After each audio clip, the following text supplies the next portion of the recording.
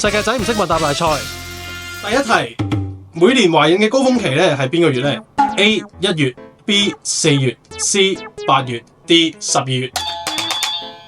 Derek 先 D 12月，冇錯啊！每年懷孕嘅高峰期係12月啊。好啦，聖誕節啊嘛，咁啊，真唔使講，聖誕節一定係。第二條啊，男人一生人只能夠射幾多次咧我屌？A 4000次，B 6000次，C 7200次，D 次數上限呢個講法咧係並不存在嘅。邊個存在㗎？我一日都1萬次啦，我一日都1萬次啦。咁撚啲唔係，即係咁講嘅。少誇張喎。嚇，咁答案係咩啊？